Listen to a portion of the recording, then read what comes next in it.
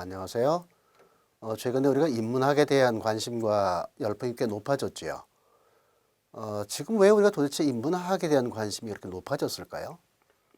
여러 가지 관점이 있을 수 있겠지만, 저는 우리가 1997년을 기준으로 한번 다시 돌아볼 필요가 있다고 생각합니다. 1997년에 우리가 IMF라고 하는 매우 큰 사회적인 위기를 겪었지요. 많은 사람들이 해고되고 여러 가지 힘든 일을 겪었습니다. IMF 이후에 어떤 일이 일어나느냐면 짧게는 5년, 길게는 10년 정도 온통 자기계발서들을 보느라고 아주 거의 열풍이었습니다. 아마 여러분들 기억하실 거예요. 스티븐 코비의 성공하는 사람들의 7가지 습관들, 시그마 이론, 조금 지나니까 좀 달달한 이야기도 나왔죠. 머시멜로 이야기, 이거는 아이들판도 나왔습니다. 조금 지나니까 아예 이제 노골적으로 얘기를 하기 시작해요. 부자 아빠, 가난한 아빠. 기억나실 겁니다. 그래서 살림살이가 좀 나아지셨나요? 별로 그렇지 않았을걸요? 왜 그랬을까요? 우리 이 고민 별로 사실 안 하고 넘어갔어요. 개인의 문제가 아니라 우리가 겪은 고통의 문제는 사회적인 문제예요. 그런데 이 문제를 개인의 문제로 그냥 치환시켜버린 거죠. 어쨌든 그렇게 한 10년쯤 하고 나니까 지쳐요. 힘들고 변화도 없고 더 나아지는 것도 없고.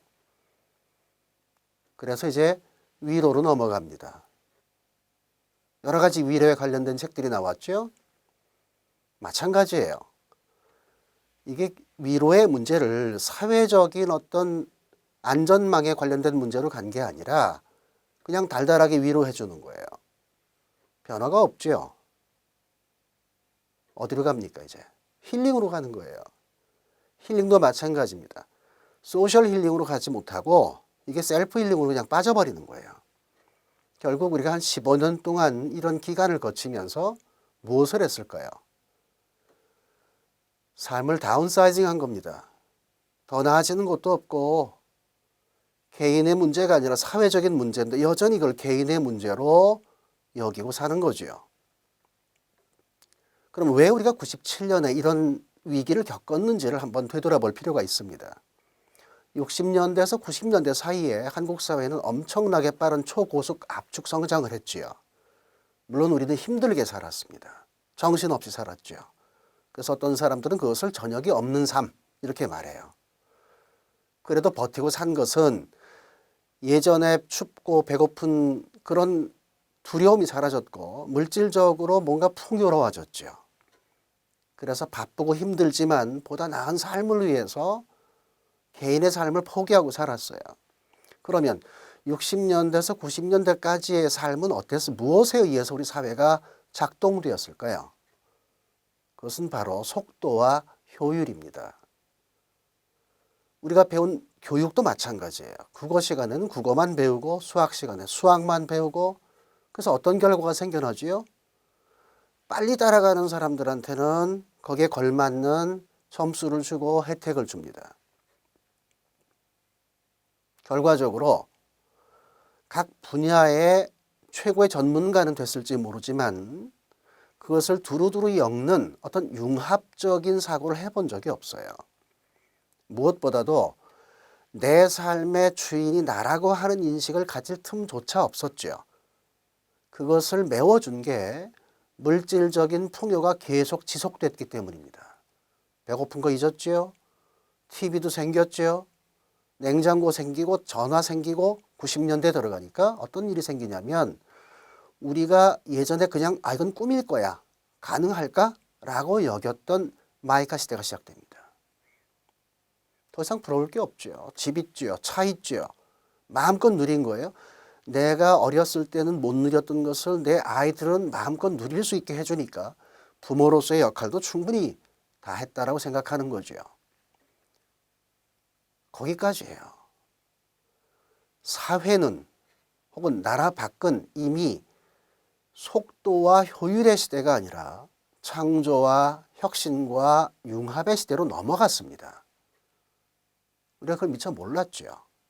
왜요? 지금까지는 속도와 효율에 맞춰서 살고 거기에서 생존하면 혜택을 주었어요. 그게 더 이상 통하지 않게 된 게 1997년 우리는 IMF 경제적인 위기로만 생각하는데 사실은 그것은 한국 사회가 가지고 있는 모든 문제가 전부 다 붕괴된 시점이라고 보시면 틀린 해석이 아닐 겁니다. 안타깝게도 우리가 그것을 겪었음에도 불구하고 여전히 우리 머릿속에 남아있는 건 뭐냐면 그것은 경제 위기였다. 또 IMF는 정말 놀랍게도 3년 만에 졸업한, 우리가 금도 모으고 뭐 정말 많은 희생을 치렀습니다. 그렇게 해서 극복한 아주 위대한 일 정도로만 생각을 하고 넘어갔어요. 근데 뭐 변한 게 있나요? 아까 앞에서 말씀드렸던 것처럼 한국 사회는 속도와 융합의 시대에서 여전히 머물러 있는 겁니다. 세계는 이미 창조와 혁신과 융합의 시대로 넘어갔어요. 그걸 가장 잘 보여준 게 바로 스티브 잡스의 애플입니다. 우리가 애플 하면 기억나는 게 스테이 헝그리 뭐 이런 말만 기억하는데 더 중요한 말은 이 사람이 80년대 후반에 롤백을 했을 때 스미소니언에서 한 특별 연설입니다. 스미소니언 그 특별상을 받았는데 거기에서 이런 말을 합니다. 우리는 이제 더 이상 위대한 천재에게 한 개인, 천재에게 의존하지 않는다. 우리는 팀으로 간다. 이렇게 했어요. 이게 무슨 소리냐면 속도와 효율에서 가장 최적의 결과를 만들어낼 수 있는 것은 한 사람의 천재가 그것을 제시를 하고 그것을 따라가는 일입니다. 그런데 그것으로는 더 이상의 더 많은 부가가치를 만들어낼 수 없다라고 하는 것을 간파한 거죠. 그런 점에서 스티브 잡스는 대단히 인문적 사유가 충실했던 사람입니다. 팀으로 간다라고 하는 것은 한 개인의 역량을 넘어서서 모든 사람이 가지고 있는 잠재적인 능력을 합쳐서 무언가를 만들어낸다 이런 의미도 있고요. 어떤 공통적인 문제를 던져놓고 거기에 최고의 가치를 부여하는 방식으로 전환한 것이기도 합니다. 우리는 애플의 어떤 기계적인 면만 생각하는데 우리가 사용하고 있는 이걸 애플의 생태계라고 말하는데 그런 생태계를 만들어낼 수 있었던 사고의 대전환 이 점을 봐야 되는 겁니다. 그게 바로 창조와 혁신 그리고 융합입니다. 인문학이라고 하는 것은 그냥 문학, 역사, 철학 이런 게 아니에요. 왜 지금 우리가 인문학에 대한 관심이 높아졌느냐 하면 아까 말씀드린 것처럼 우리가 1997년 IMF를 겪고 그다음에 그 이후에 힘든 시기를 어떤 것에 관심을 갖고 넘어갔느냐 하면 자기개발, 5년에서 10년이죠. 한 3년 동안 위로로 가고요. 다시 3년 동안 힐링으로 갔어요. 변한 게 없어요. 결국은 삶을 다운사이징 한다고 말씀을 드렸죠. 그러니까 어떤 게 되냐면 나 뭐야? 내 인생은 뭐야? 세상은 도대체 어떻게 굴러간 거야? 이런 질문을 처음으로 하기 시작한 겁니다. 그럼 왜 이전에는 60년대에서 90년대 사이에는 왜 이런 질문을 안 했을까요? 그런 질문을 할 틈이 없어요. 속도와 효율의 어떤 시대에서는 빨리빨리 따라가야 되고 거기에서 요구하는 효율을 발휘해야 됩니다. 그런 시기에 나 뭐야? 내 인생 뭐야? 세상은 어떻게 굴러가는 거야? 이런 질문을 하면 야, 너 빠져. 너 꺼져. 흔히 그러죠. 그거 해서 밥이 되냐 떡이 되냐 이렇게 타박을 했던 겁니다. 그러니까 우리는 인문학이라고 하는 것은 관심이 아예 없었던 거예요. 그런데 97년 이후에도 여전히 똑같은 질문을 하는데 이제는 그 질문을 각 개인들이 던지기 시작했다는 겁니다. 나 뭐야? 이게 뭐예요? 철학이에요. 내 인생은 뭐야? 인생의 다양한 층위를 보여주는 것이 문학입니다.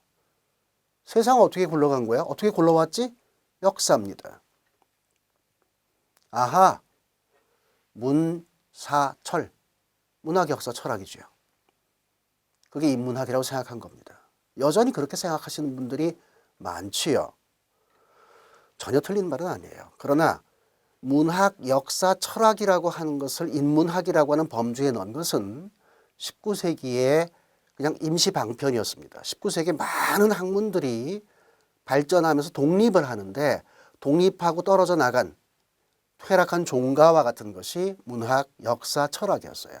그것을 묶어서 이거 인문학, 휴머니티즈라고 불렀던 겁니다. 원래 동양에서 인문학은 천문과 반대 어떤 상응하는 개념이에요. 이것은 사람에 대한 모든 것입니다. 고대 서양에서도 마찬가지예요. 인문학이라고 하는 것은 로마에서 사람들이 배워야 될 기본적인 소양, 가치 이런 것들이고요. 사람에 관련된 결국 모든 것을 다루는 것입니다. 그런데 속도와 효율의 시대에 들어오면서 모든 개별 학문들을 독립적으로 보기 시작하면서 이것을 융합할 수 있는 그런 접점을 마련하지 못했던 겁니다. 이 한계가 90년대 후반에 나타난 거고요. 우리가 IMF를 당한 것은 경제적인 문제도 있지만 그렇게 큰 변화를 못 느꼈던 겁니다. 그리고 아다시피 한 20년 가깝게, 벌써 20년이 다 됐죠. 20년 가깝게 그 고통을 여전히 안고 지납니다. 더 나아진 살림살이도 아니고 양극화는 더 심해지고 내 아이도 과연 이런 세상에 살아야 될까? 이런 자괴감이 드는 거지요. 인문학이라고 하는 것은 문학, 역사, 철학이 아니라 물론 그것도 포함되겠죠. 인문학은 이런 겁니다. 사람에 관한 모든 것이라고 그랬죠. 그걸 좀 더 구체적으로 말씀드리면 어떤 분야의 어떤 학문을 하든지 주제도 사람이고 목적도 사람이고 대상도 사람이고 주체도 사람입니다. 한 예를 들어보지요. 만약에 우리가 어떤 것을 배울 때 일단은 그 분야에 대한 전문적인 지식을 습득해야 됩니다. 미분도 있을 거고요. 화학에서 주기율표도 있을 거고 문학에서 시에 대한 분석도 있을 거고 등등 여러 가지겠죠. 그런데 우리가 빼먹은 게 하나 있어요. 거기에 내가 어디에 있느냐라는 겁니다. 지식만 보기 바빴죠. 그게 내 삶에서 어떻게 나타나는가? 예를 들어서 이런 비유를 하면 적합할지 모르겠어요. 인터스텔라라고 하는 영화가 있습니다. 아인슈타인의 상대성 이론을 물리학을 하는 사람이 아니고서는 그것을 제대로 이해하거나 관심 갖기 어렵습니다. 그런데 아인슈타인의 상대성 이론을 통해서 기존의 뉴턴 물리학에서 보여주지 못했던 혹은 물리학의 영역이 아니라고 여겼던 시간과 공간에 대한 새로운 해석이 나와요. 그게 우리 일상에 무슨 상관이 있냐? 모르고 살아도 되지요. 근데 인터스텔라라고 하는 영화를 한번 생각해 보세요. 아인슈타인의 상대성 원리는 물리학의 영역입니다. 사이언스지요. 그런데 그 영화가 던지는 방식은 뭐냐면 이렇게 시간이 만약에 바뀌게 되면 그 시간 속에 누가 삽니까? 사람이 사는 거예요. 우리가 사람이 살아가는데 시간과 공간이라고 하는 가장 중요한 배경이 있지요. 그런데 이 영화는 아인슈타인을 빌어서 만약에 시간이 이렇게 바뀐다면 사람이 혹은 삶이 어떻게 거기에 따르고 변화할 것인가 이렇게 질문을 하는 거예요. 과학의 지식을 가르쳐 주는 것은 그야말로 사이언스 그 자체입니다. 그런데 누가 과학을 하는지, 왜 과학을 하는지, 그리고 궁극적으로 그 과학이 내 삶에, 내가 살아가는 사회에 어떻게 작동되는지 이렇게 묻게 되면 그것은 인문학입니다.